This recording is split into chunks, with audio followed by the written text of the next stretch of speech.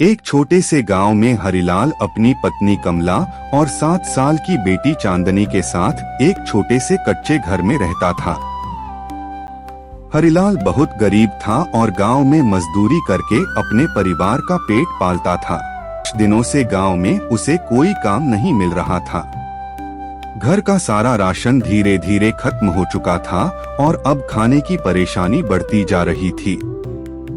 एक सुबह हरिलाल उदास बैठा था और कमला चूल्हे के पास खाली डिब्बों को देख रही थी। कमला बोली, घर का सारा राशन खत्म हो गया है, अब हम क्या खाएंगे? क्या करूं कमला, कई दिनों से गांव में काम ही नहीं मिल रहा। अगर काम नहीं मिल रहा तो आप कोई छोटा सा कारोबार क्यों नहीं शुरू करते? कारोबार करने के लिए भी तो पैसे चाहिए, यहाँ तो खाने तक के पैसे नहीं है। आप पैसों की चिंता मत करो, मैं अपने मायके से कुछ पैसे लेकर आती हूँ। नहीं कमला, हम तुम्हारे पिताजी से पैसे कैसे ले सकते हैं? मुसीबत में अपने ही काम आते हैं, बाद में हम पैसे वापस कर देंगे। आखिरकार हरिलाल मान गया। उसी दिन कमला अपने मायके गई और कुछ पैसे लेकर वापस आई।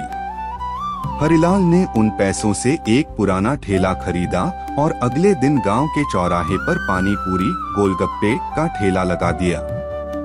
जहां हरिलाल ने ठेला लगाया था, वहीं पास में सुरेश नाम का आदमी कई सालों से पानी पूरी बेच रहा था।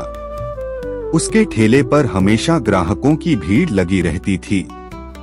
दोपहर हो गई, लेकिन हरिलाल के पास एक भी ग्राहक नहीं आया। दूसरी तरफ सुरेश के ठेले पर लंबी लाइन लगी हुई थी। हरिलाल मन ही मन सोचने लगा, सुबह से खड़ा हूँ, लेकिन मेरे पास कोई नहीं आया और सुरेश के पास इतनी भीड़ है। शाम तक हरिलाल के पास सिर्फ 2-3 ग्राहक आए। वह उदास होकर घर लौट आया। कमला ने पूछा, क्या हुआ, इतने उदास क्यों हो? पूरा दिन खड़ा रहा, लेकिन सिर्फ 2-3 ग्राहक आए। पास वाले सुरेश के ठेले पर भीड़ लगी रही। आज पहला दिन था, धीरे धीरे लोग आपके पास भी आएंगे।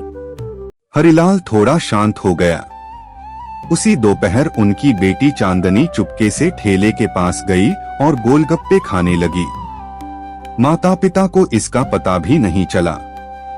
अगले दिन हरिलाल फिर ठेला लेकर चौराहे पर गया, लेकिन उस दिन भी वही हुआ, बहुत कम ग्राहक आए। ऐसा कई दिनों तक चलता रहा। हरिलाल की कमाई बहुत कम होने लगी और वह अंदर ही अंदर टूटने लगा। एक दिन वह शहर गया और वहां उसकी मुलाकात अपने पुराने दोस्त दिनेश से हुई। दिनेश भी पानी पूरी बेच रहा था और उसके पास काफी भीड़ थी। हरिलाल हैरान होकर बोला, तेरे पास इतने ग्राहक कैसे आते हैं? मैं एक खास चीज मिलाता हूँ, जिससे लोग बार बार खाने आते हैं। ये तो गलत है।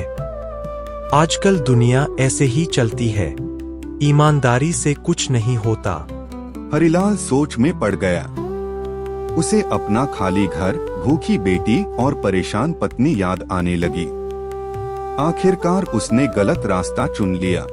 वह गांव के सेठ लाला रमेश के पास गया और 10,000 रुपए उधार लिए। उसने अपना घर गिरवी रख दिया और शहर जाकर वह दवाई खरीद लाया। अगले दिन उसने चुपके से पानी में वह चीज मिलाकर ठेला लगाया। कुछ ही देर में ग्राहक आने लगे। जो भी एक बार खाता, वह फिर से खाने आ जाता। शाम तक सारी पानी पूरी बिक गई। हरिलाल बहुत खुश हुआ। धीरे धीरे उसके पास ग्राहकों की भीड़ बढ़ने लगी। अब सुरेश के ठेले पर कोई नहीं जाता था।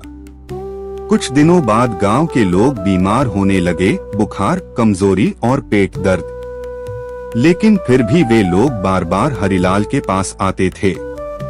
सुरेश को शक हुआ और उसने पुलिस को खबर दी। पुलिस ने जांच की और सच्चाई सामने आ गई। हरिलाल को गिरफ्तार कर लिया गया। जेल में कमला उससे मिलने आई। आपने ये क्या किया? पैसों के लिए गलत रास्ता क्यों चुना? मुझसे गलती हो गई, मैं लालच में अंधा हो गया। कुछ महीनों बाद हरिलाल जेल से बाहर आया। वह सुरेश के पास गया और माफी मांगी। सुरेश ने उसे माफ कर दिया और सही तरीका सिखाया। अब हरिलाल ईमानदारी से काम करने लगा। धीरे धीरे लोग फिर से उसके पास आने लगे। उसका घर फिर से खुशियों से भर गया।